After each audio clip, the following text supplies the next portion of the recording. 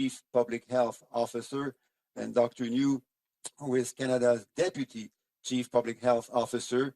Each of those colleagues will speak in a moment. Before I turn to them, let me summarize briefly what the Prime Minister said just a few moments earlier. Tout d'abord, il a rappelé que le plan First of all, he reminded us that the vaccine plan for Canadians is going ahead. There should be 6 million doses received by the end of March, and the target of vaccinating every Canadian by the end of September as well. More than 1.1 billion, rather 1 million doses of vaccine have been delivered to provinces and territories. In Quebec, in recent weeks, we have been able to vaccinate all residents in long-term care homes, as well as a good proportion of frontline healthcare workers. He also reminded us that we, and he in particular, are in regular contact with the CEOs of vaccine providers, vaccine makers, that is. And we are actively working with the 3 other vaccine companies whose vaccines are being studied by Health Canada. He mentioned the job losses in retail sales, in the retail sales sector, which was a number published by Statistics Canada this week. He mentioned the support that's available, job support, business support for Quebecers and Canadians who need this to be able to get by. These job losses, of course, would be even worse without the wage subsidy that not only helps maintain jobs, but helps us get through this crisis once the health situation is better. Now turn happily to Minister Agabra, Minister of Transport, for his remarks.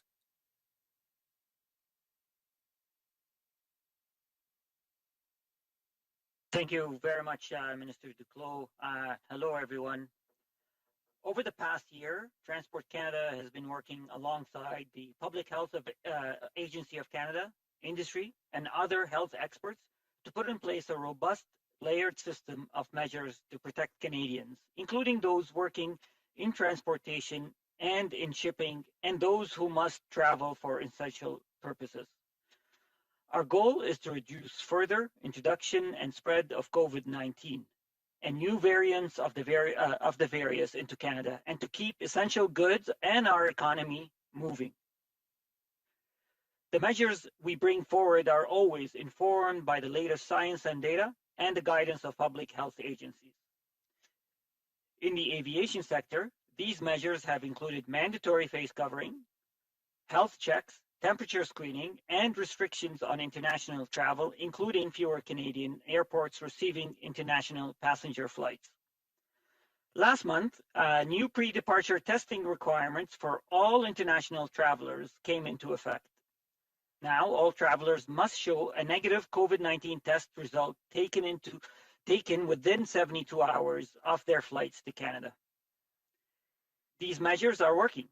Over 5,000 individuals have been denied boarding to Canada due to not being able to show a negative COVID test, or refusing to wear masks, or having elevated temperatures. The positivity rate of international travelers is low, approximately 1 to 2%. However, each new case of COVID-19 is one too many. That's why since March of last year, we've enforced some of the world's strictest border measures and restrictions on non-essential travel. By traveling for non-essential reasons, you are putting yourself, your community, and our frontline and healthcare workers at risk. As we've emphasized over and over, now is not the time for unnecessary travel. The health and safety of Canadians will always be our top priority. However, we recognize that a strong and a competitive air transport industry is vital for Canada's economic recovery. We are committed to helping the aviation sector, and we continue to work with Canada's major airlines and airports to ensure we provide the right and necessary support. What we have is a comprehensive plan. We will continue to take action whenever and wherever through targeted measures to keep goods moving, to keep our economy moving, and to protect Canadians. Thank you. And now I'll pass it on to, I think, Minister Blair.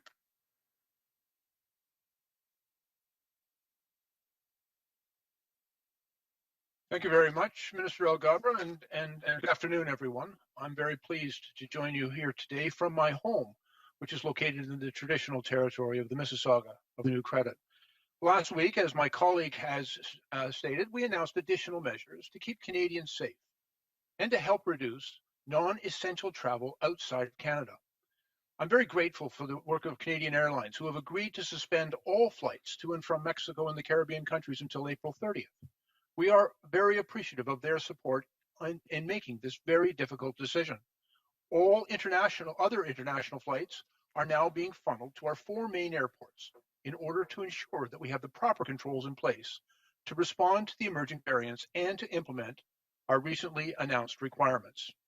And as Mr. Alghabra has said, air travelers must now produce a valid COVID-19 molecular test before flying home, and they will soon have to take another test upon arrival at their own cost.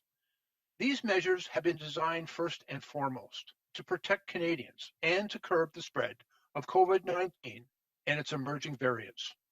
We also hope that it will have the effect of disincentivizing non-essential travel outside of Canada. And to that end, it's very clear that Canadians have heard the message that now is not the time to travel. And since the introduction of the new requirements of proof of a valid COVID-19 test prior to boarding, there has been an overall 46% drop in international travelers coming to Canada by air. Last week, I also noted that we will be taking additional significant measures at our land borders. And I'd like to take a moment to explain some of the complexity that we are dealing with at our land borders. As Minister Alghabra explained, we've been able to consolidate international flights to 4 main airports located in large urban centers in Montreal, Toronto, Calgary, and Edmonton. But with respect to our land borders, we are dealing with a very different environment and a more complex set of circumstances given the size of our country and the length of our border. We share a border with the United States stretching nearly 9,000 kilometers. We have 117 land border crossings, both in large point of entries and some very small and remote ones. All Canadians arriving at those points of entry, as well as permanent residents and Indigenous people, have a legal constitutional right of entry. But of course, there can be consequences for failing to comply with the requirements that we have put in place to control the spread of COVID coming across our borders. Foreign nationals who are unable to comply with those requirements are turned back. And it's also important to recognize that less than 5% of the people crossing at land border entry points across this country are coming for non-essential purposes. With close to $2 billion in trade with the United States happening each and every day, essential goods still need to be transported across that border while minimizing any slowdowns. We have done, I believe, excellent work to ensure that produce, essential goods, and our goods are able to get to market across that border and the movement of essential workers. But these challenges require that we work diligently with all of our partners, including the United States, to make sure that our land border measures will be effective. Some of the new measures that we are working on to ensure the safety of people entering our country include measures that may require all arrivals of non-essential travels at our border to have taken a COVID test 72 hours before seeking entry. And as I've indicated, foreign nationals who do not have that test will be turned back. And at the same time, commercial truckers will remain exempt to ensure that supply chains, essential services, and support for critical infrastructure are not adversely affected. We're working hard to stand up additional testing requirements for land travel.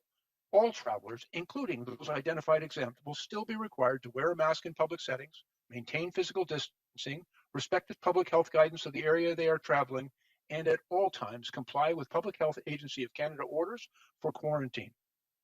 I want to advise Canadians who are concerned about the implications of whatever new requirements we may put in place could have on their return to Canada, particularly for those Canadians who are currently in their at winter residence and have been for some time. I want to assure them that we will provide them with ample notice of all new requirements to ensure that they are able to comply. And at the same time, I want to assure them that the measures we're putting in place are for their protection and for the protection of their friends, families, and communities to keep them safe. The measures that we will implement are intended to be workable and to protect Canadians. We will examine all of the ways in which we can do that most efficiently. In the meantime, I also want to remind Canadians that the border measures that we have put in place remain among the strictest in the world. We have banned all non-essential flights to Canada and all non-essential travelers. We have implemented strict new quarantine conditions so that everyone returning to Canada who is not exempt is required to go into quarantine. And I believe quarantine has been our strongest measure. No matter how you enter Canada, even if you have proof of a valid test or that you have been vaccinated in another country, the mandatory 14-day quarantine will remain in place because it is our most effective tool. Health and law enforcement officers will be in regular contact with travelers to ensure that they are following the quarantine orders. And we are working very closely with our provincial, territorial, and municipal partners to enforce all of these measures. I want to remind the vast majority of Canadians are complying with these quarantine requirements, and we are grateful and we thank them for the measures that they are willing to themselves and their communities. There are a few who are non-compliant and disregard the orders, and I would remind them that breaking quarantine is a serious act and it can result in serious consequences. The enhanced border measures is also being reinforced by enhanced presence of border services and public health officers at our borders to ensure that travelers understand all of their obligations.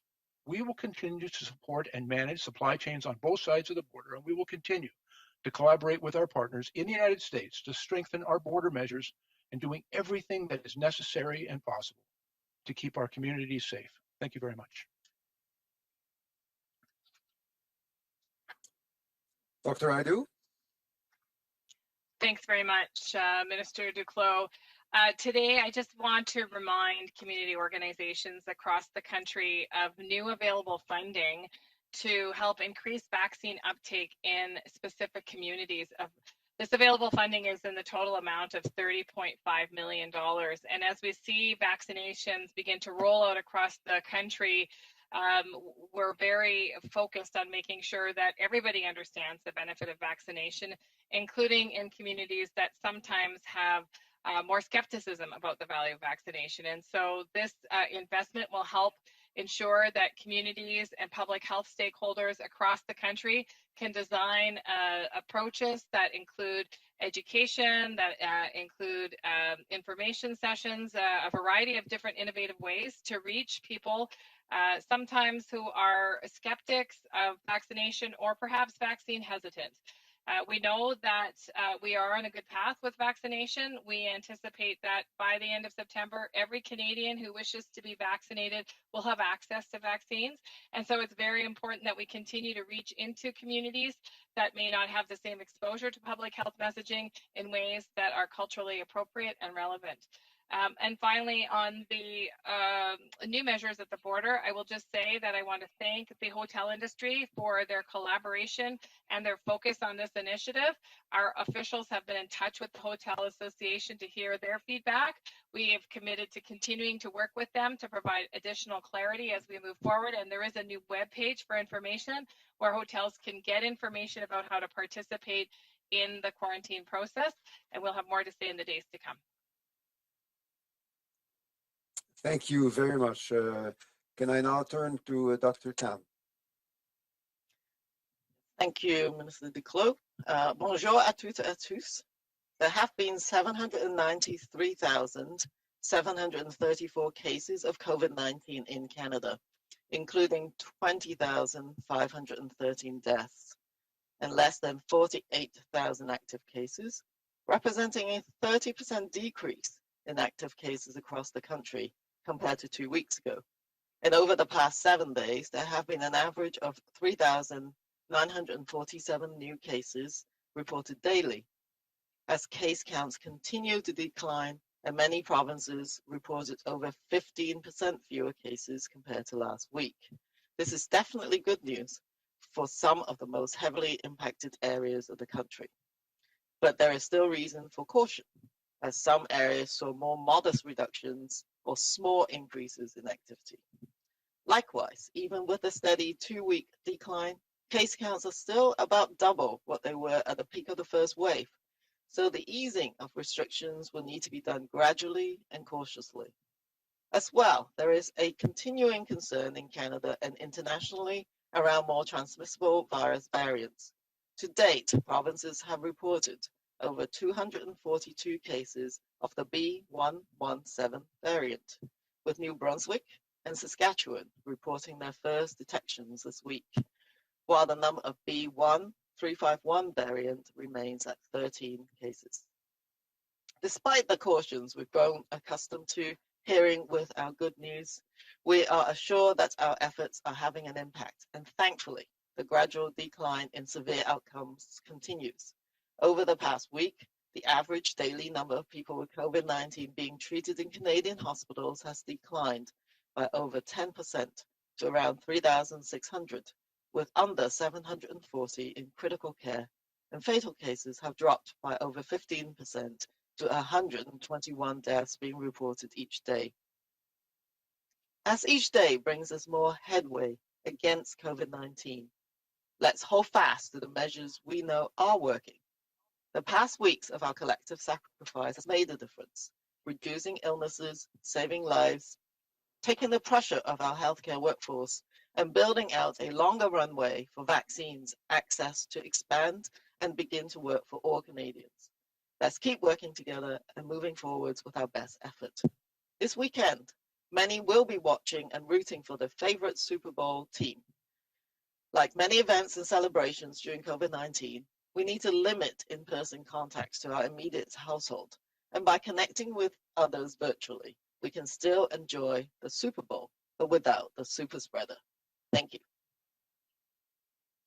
Thank you so much, Dr. Tam. May I now turn to Dr. New? Merci, Ministre Duclos. Thank you, Minister Duclos. Hello, everyone. There have been 793,734 cases of COVID-19 in Canada, including 20,513 deaths and less than 48,000 active cases, representing a 30% decrease in active cases across the country compared to 2 weeks ago. Over the past 7 days, there has been an average of 3,947 new cases reported daily, as case counts continue to decline, and many provinces reported over 15% fewer cases compared to last week. This is definitely good news for some of the most heavily impacted areas of the country, but there is still reason for caution, as some areas saw more modest reductions or small increases in activity. Likewise, even with a steady 2-week decline, case counts are still about double what they were at the peak of the first wave, so easing of restrictions will need to be done gradually and cautiously. As well, there is continuing concern in Canada and internationally around more transmissible virus variants. To date, provinces have reported over 242 cases of the B117 variant, with New Brunswick and Saskatchewan reporting their first detections this week, while the number of B1351 variants remains at 13 cases. Despite the cautions we've grown accustomed to hearing with our good news, we are assured that our efforts are having an impact, and thankfully, the gradual decline in severe outcomes continues. Over the past week, the average number of people with COVID-19 being treated in Canadian hospitals has declined by over 10% to around 3,600, with under 740 in critical care, and fatal cases have dropped by over 15% to 121 deaths being reported each day. donnent des résultats positifs chaque jour, continuons d'appliquer les mesures dont l'efficacité a été As each day éprouvée. brings us more headway Ces against dernières semaines, COVID-19, notre let's hold sacrifice fast to the collectif measures we know a are fait la working. différence The en past weeks of our réduisant les collective cas sacrifice have de made a en sauvant difference, des vies, en reducing enlevant illnesses, du stress sur le saving personnel lives, de santé taking et en pressure gagnant du temps pour off que our l'accès healthcare au vaccin workforce, and s'accroisse building et out que a la longer vaccination runway commence for à faire vaccine access effet to dans toute la expand population. and begin to work for all Continuons à travailler Canadians. ensemble Let's keep et à working aller together de l'avant and en moving faisant de forward notre with our mieux. best Cette effort. fin de semaine, This nombreux effort, sont ceux qui many suivront people et will be encourageront watching leur and équipe rooting préférée for their lors du favorite Super Bowl team. Comme pour de nombreux événements et de nombreuses Like many célébrations events and pendant la celebrations pandémie de during COVID-19, COVID-19, nous devons we limiter le need to limit contact en in-person personne dans contacts notre to our foyer immediate immédiat household. en nous connectant By avec connecting with d'autres others personnes virtually, virtuellement. we can Nous still pouvons enjoy the encore Super nous Bowl, amuser en regardant le Super Bowl, mais sans super but without transmission. the super Je vous spreader. remercie. Thank you very much. Merci beaucoup, Dr. New. Et nous serions Thank maintenant you très very much, heureux de Dr. répondre à vos New. We'll be questions. happy to take your questions now. Merci. Nous allons donc procéder you. aux questions We'll go au ahead with téléphone. questions by Chaque phone. journaliste Each a une journalist question et une question de may suivi. ask We will one now question and go one to follow-up questions on the question. phone. For one question and one follow-up. Opérateur, première question. Thank you. Merci. The first question is from la première question est de Rachel Haynes from CTV News. Please go ahead. À vous la parole. Hi there. Rachel Haynes here from CTV National News. I just want to go back to some of the vaccine discussion that we are having. The Prime Minister spoke today about how every Canadian who wants one will be vaccinated by the end of September, and yet Minister Haidu said that there will be enough vaccines by September to vaccinate everyone. So can you please clear this up? Is it going to be every single Canadian who wants one at the end of September will be vaccinated? Yeah, listen, I'm sorry if I was unclear. The goal that we have is that every Canadian who wishes to be vaccinated will be able to do so by the end of September.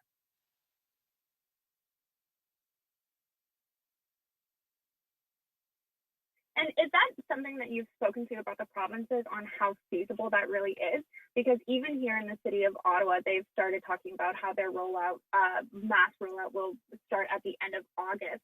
So even if the provinces are delivered these vaccines, which at this point, you know, I'm not sure how we can trust given all the delays, but have you even spoken to provinces about if they will be able to vaccinate everyone on this timeline?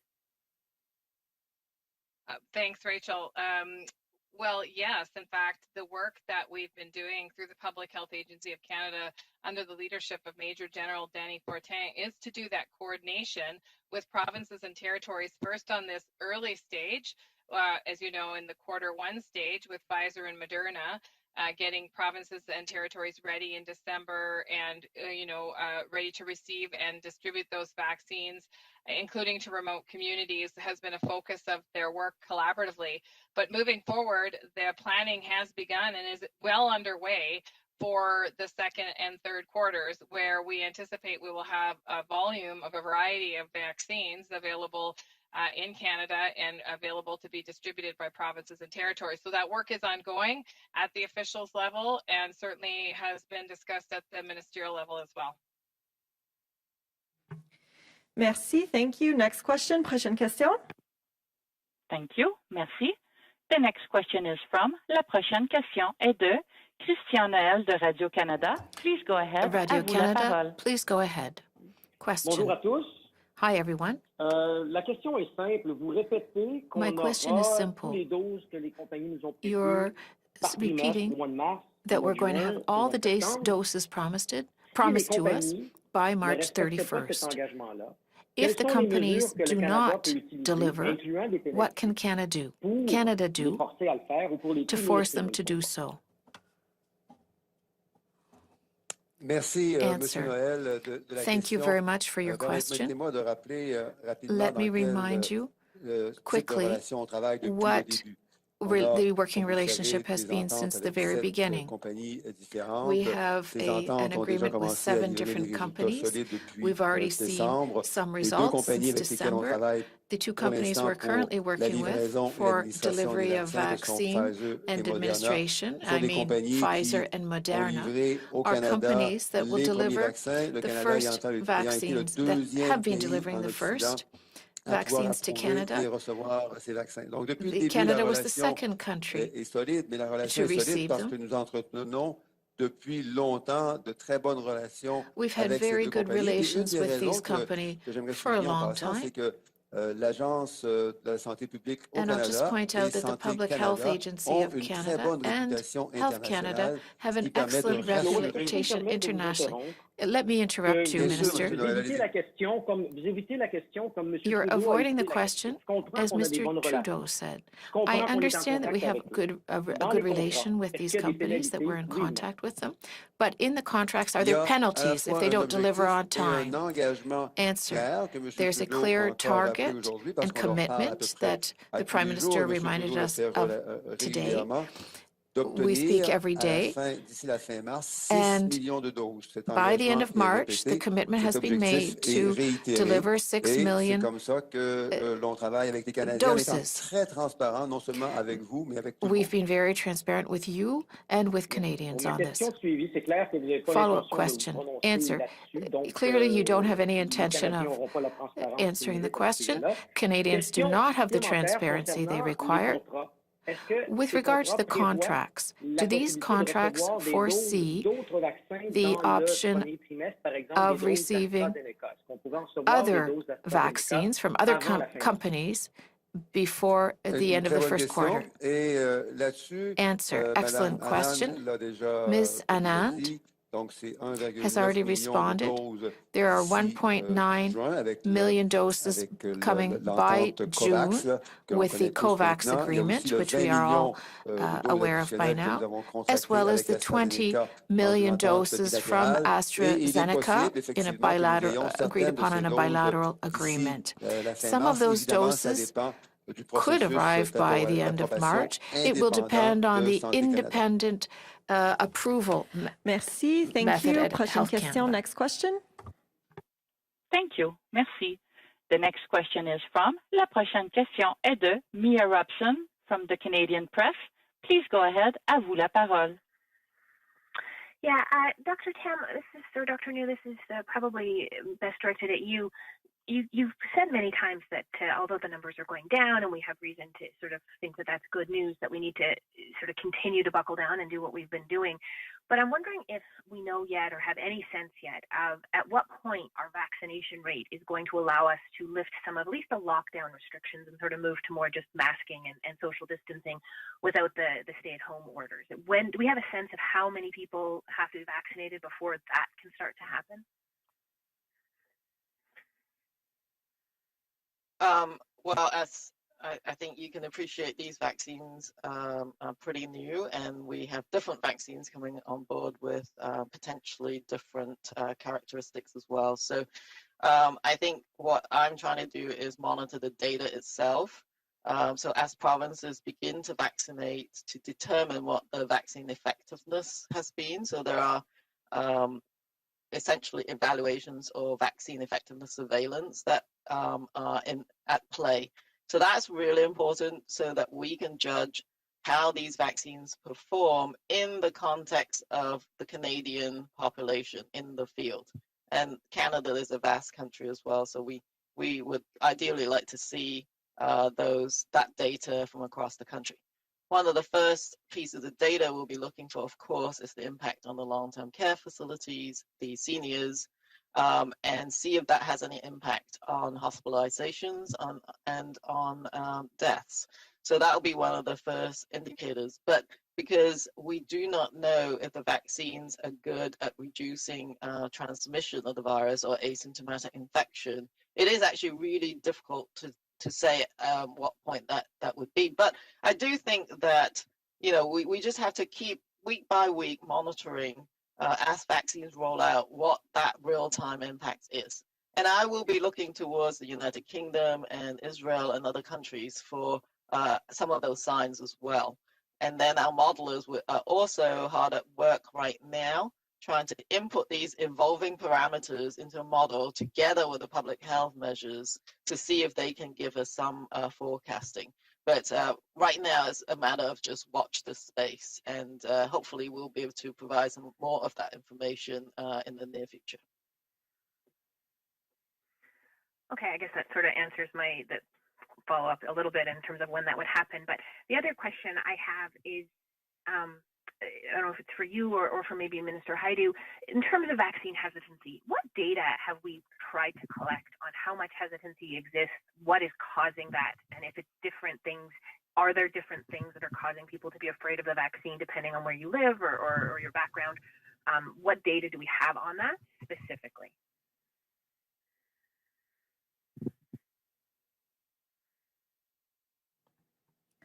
We can't hear you, Minister. Well, thanks, Dr. Tam. I was just saying in response that I'll just generally say that we do actually track data on appetite for vaccination, not just in terms of the new COVID vaccination, but certainly influenza vaccination and other vaccination across the country. And that's an ongoing process that the Public Health Agency of Canada is involved in. And then there are a variety of different reasons why people might be hesitant. But I will turn to Dr. Tam because she works extensively with NACI and others on this very issue. Yes, and there's a number of surveys and tools that's been tracking the Canadian population in terms of their intention to get the vaccine and the underlying reasons for why they would or would not. Some of the studies are actually carried out by the Privy Council office, where there is a behavioral insight team. We do know that the intention for Canadians to get the vaccine is actually quite high, and I think has improved since we started the vaccine campaign itself. And the majority, I would say, I think is now over 70% of people do intend to get the vaccine, but there's a proportion of these that don't want to get it straight away. Of course, there's not enough vaccine for everybody to get it straight away anyways, but when they get their turn, they should be lining up for the vaccine. And I think there's a number of different perspectives. One is that there's a number of people who just have basic questions about the vaccine in terms of clarifying that the rapid development of the vaccine does not mean we've compromised safety or effectiveness. Those are some of the really key questions. People have questions about the new technology, etc. So we've been trying to answer those. There are, of course, there's actually interesting piece of data that indicates that people who get the information from social media and from peers and different sort of Facebook groups, etc., are more likely to be vaccine hesitant. So I think whereas people who may get their information from mainstream media or from other credible internet sites are less likely to be vaccine hesitant. So for that, we know then we have to work with the internet and social media companies. And that has been happening with Facebook, Google, YouTube, and others to direct people to the correct information. Another aspect is healthcare workers. There's some statistics showing that some healthcare workers still have questions about the vaccine and that they, not all of them have made up their minds to take it. And so we've been working with health professional organizations in order to help the education and the provision of information to healthcare providers. The latter is really important because, in fact, the Canadian public look towards the healthcare providers to get that reassurance, and their vaccine confidence boosted if we enable our healthcare workers to provide information to them. But we do have behavioral insight that also shows that if we enable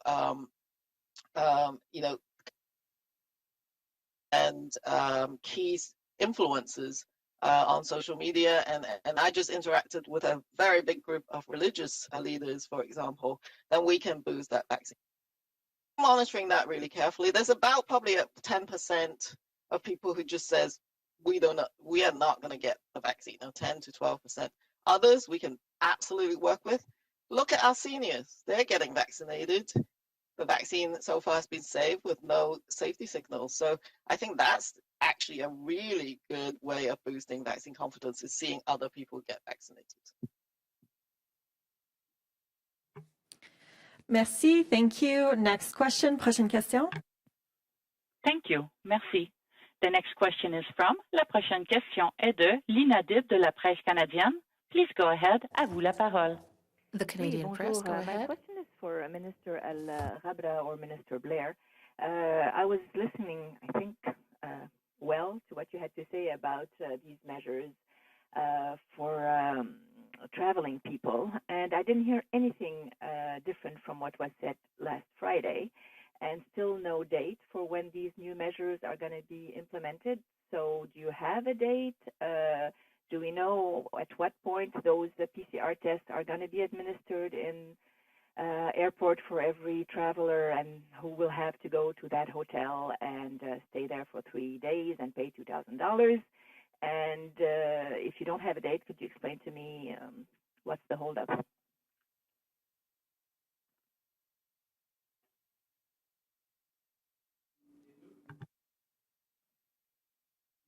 Bonjour à tous. Nous avons présentement des problèmes techniques. L'image ne fonctionne plus. On vous revient rapidement.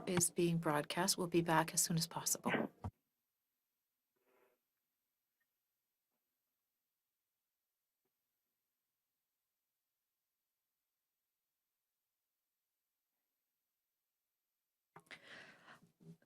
In English as well. So we are currently experiencing some technical problems. We are trying to reconnect.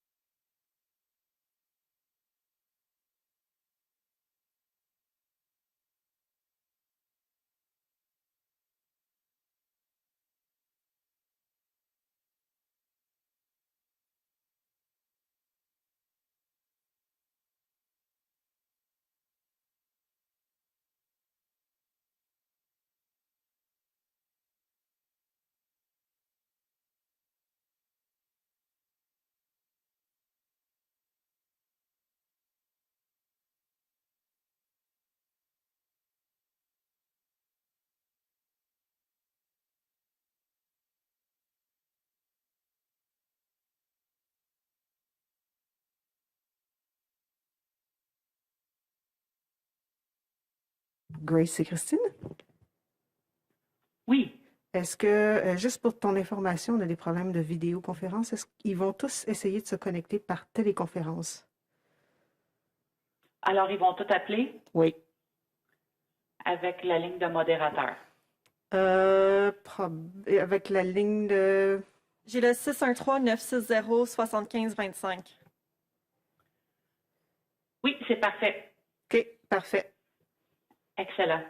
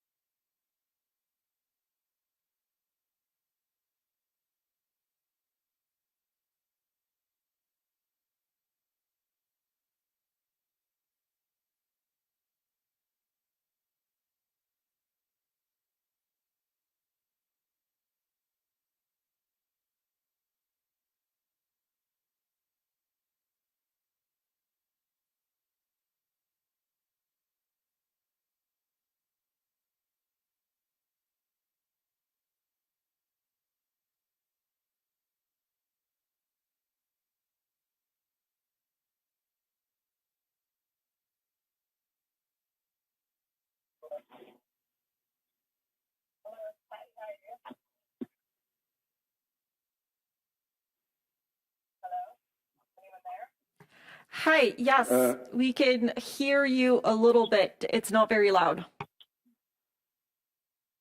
This is also Minister Blair. I've joined the call.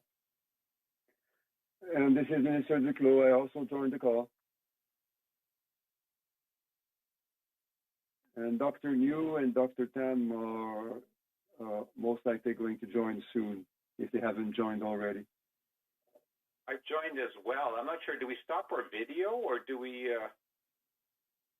continue with video? Yeah, the video system doesn't work anymore here, so we're going to finish this with the teleconference, unfortunately. Okay, so I could just disconnect or leave the video meeting then? Yes, so... Okay, I will leave the meeting.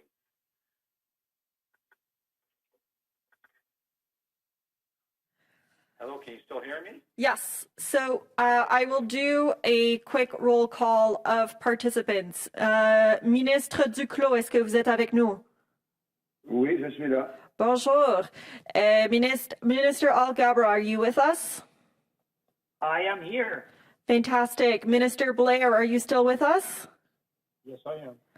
Great. Minister Haidieu? Minister Haidieu, are you with us? Is there going to be translation? No, there will not be translation. We won't be, so we will be able to send translation to media, but we will not be able to send translation to you. So if there are questions that are coming in French to finish this press conference, Minister Duclos maybe can take them. Is Dr. Tam on the line? Dr. Tam, are you on the line?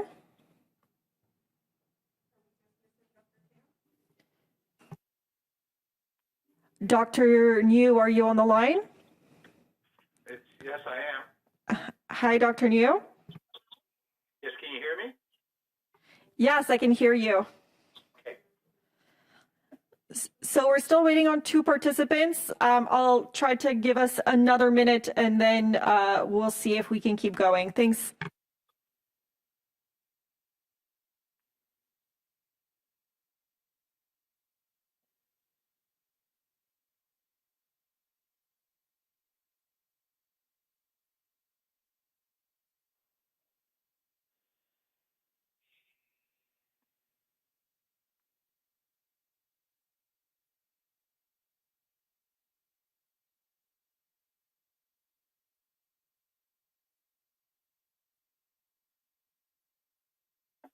Yeah, I just forwarded the dial-in information to Dr. Tam. She didn't seem to get it, so hopefully she'll dial in soon.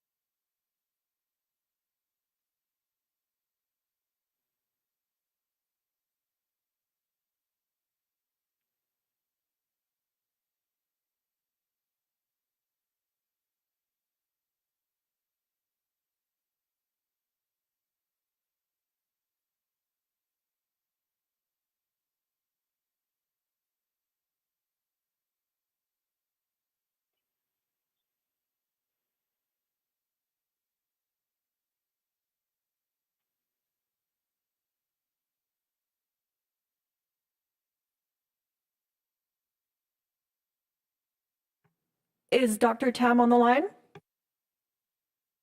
Yes, I am now on the line. Is Minister Heidi on the line?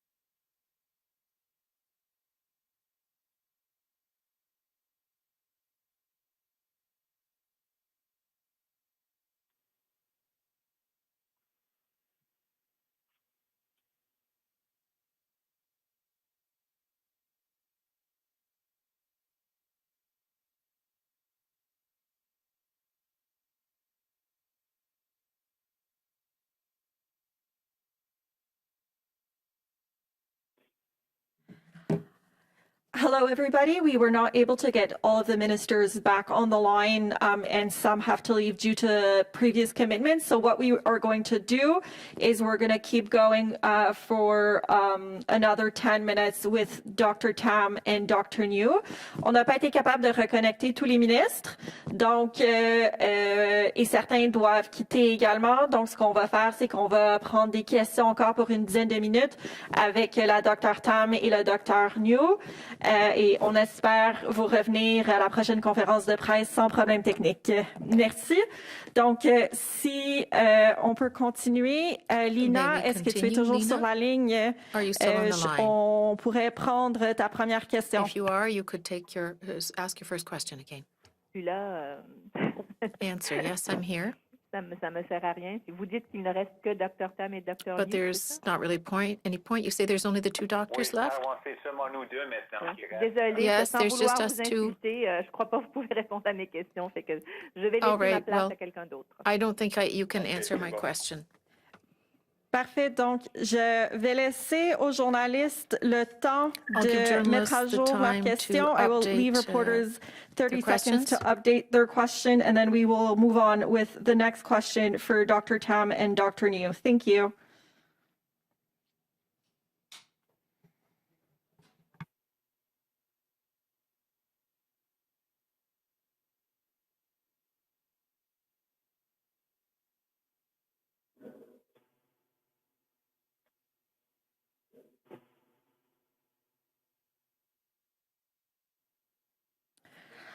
OK. Opérateur, nous allons prendre la prochaine question. Operator, we will take the next question. Thank you. Merci. The next question is from. La prochaine question est de Anna Thibodeau de CBC National News. Please go ahead. À vous la parole. Hi there. My question is about the new variant, the variant that was discovered in the UK. Now, Public Health Ontario is advising the local health regions to update its guidance in light of the new variants. For example, they're saying the risk of exposure is low only if a person is wearing a medical grade mask and eye protection and not just a cloth mask. And for example, the York region took an additional step by changing their definition of close contact. So my question is, why isn't the Federal Public Health Agency of Canada updating its guidance in any way to the public as a precaution?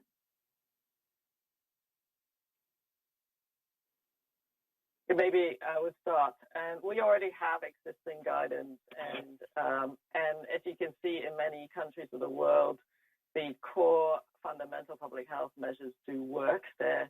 It doesn't matter whether that you're in the UK or South Africa, the epidemic curve is trending down. But with a more transmissible virus, people do have to pay much more attention and be adherent to the tried and true public health measures. So we already have guidance that indicate that a high risk of exposure is anyone who lives with a case, direct physical contact, exposed, in that way, or share an indoor space. We don't even comment on masks, etc., because with a highly transmissible variant, if you're in that kind of space, or if you're in a household, then you will be considered as a high risk of exposure as well. In terms of the, we do provide guidance, and these are sort of goalposts, they're never hard and fast.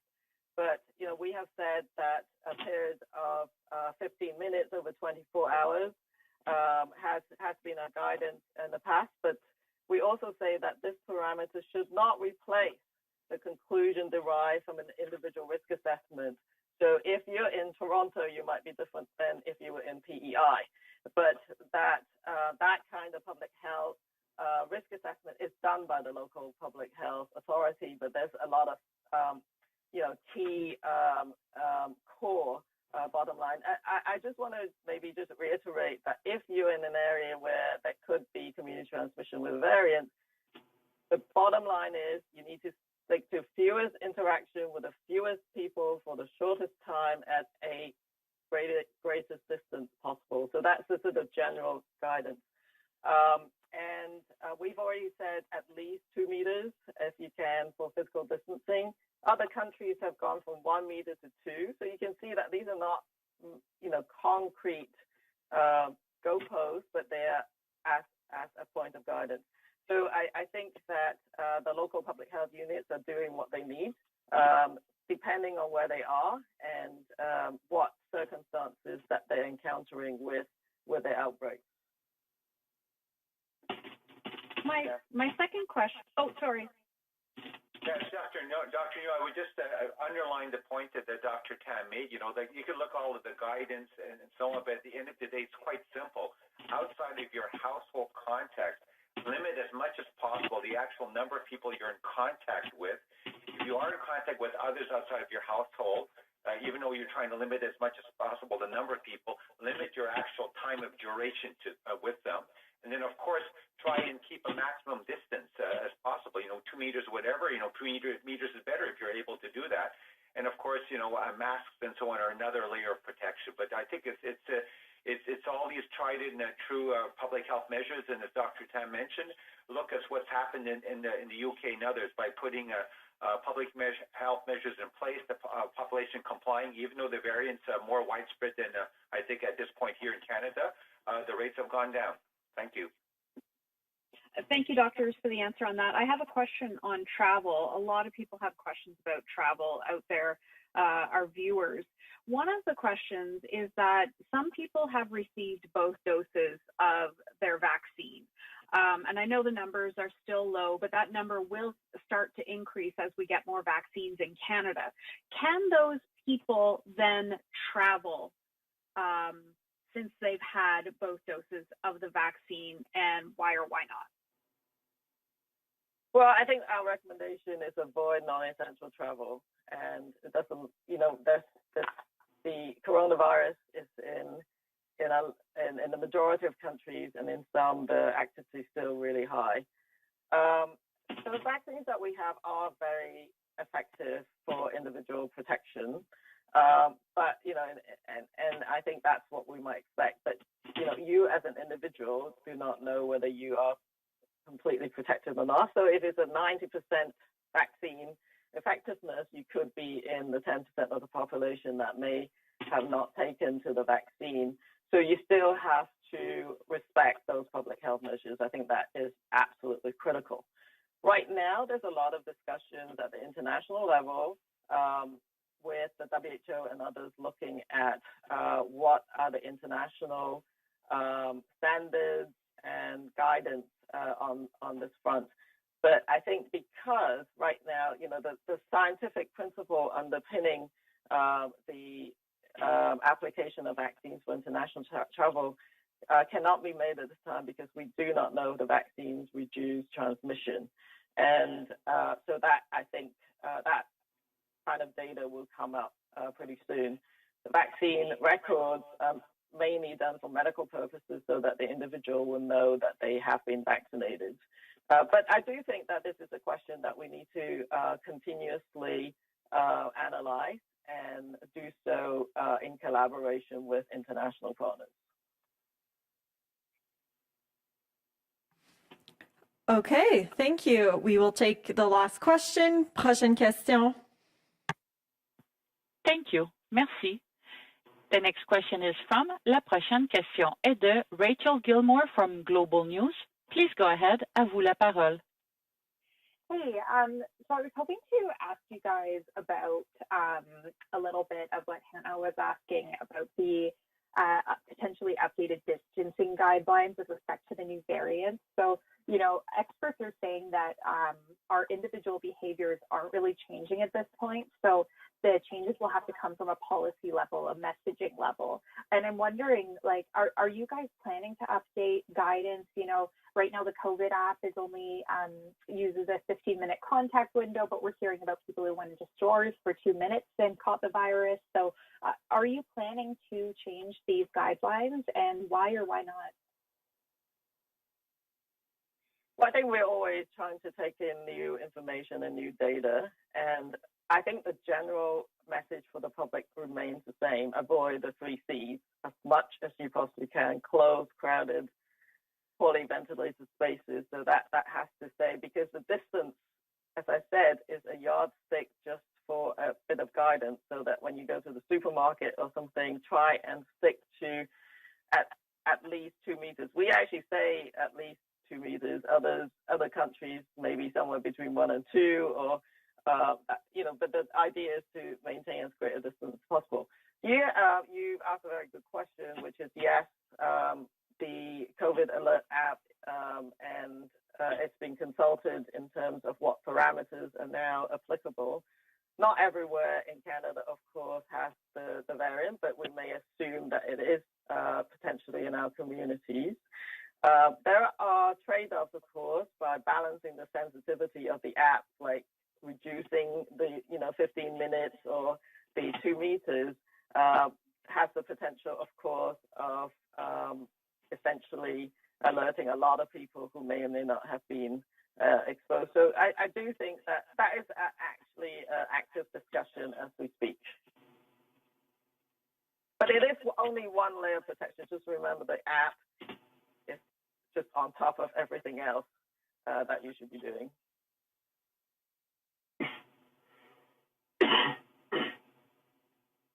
Great. And I wanted to follow up on a totally different issue. And I know this is a little bit outside of your wheelhouse, but I was still hoping that you could give me a bit of an idea of what you think about it.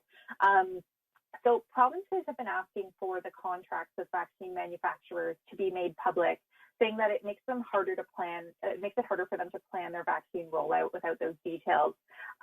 I'm wondering, Canadians are obviously, a lot of their mental health is impacted by hearing these timelines of when they might be able to have some semblance of normalcy return to their lives. And then in addition to that, obviously the actual concrete vaccination efforts have a real impact on our ability to combat this virus. So in light of that, I wanted to ask you guys if you have any concerns about the impact of the government not making this sort of information public, not being as transparent as they could possibly be in this respect, and how that could impact our vaccination efforts and our ability to combat this virus.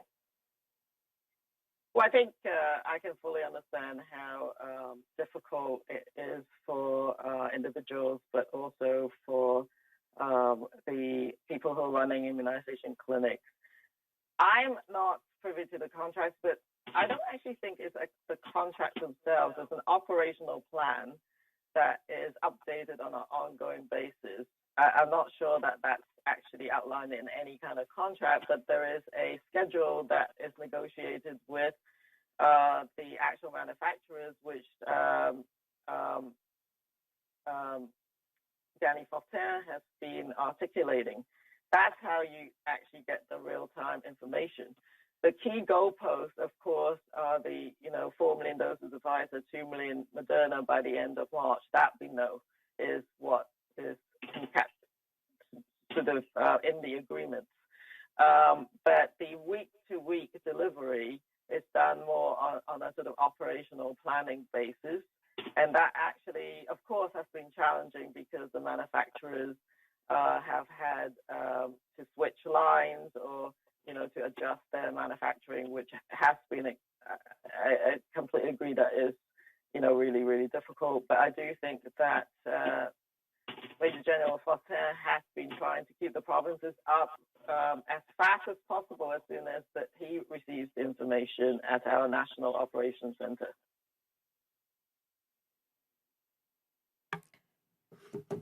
Okay, well, thank you everyone for joining us today. This puts an end to today's press conference. Merci à tous ceux qui se sont joints à nous aujourd'hui. Ceci met fin à la conférence de presse.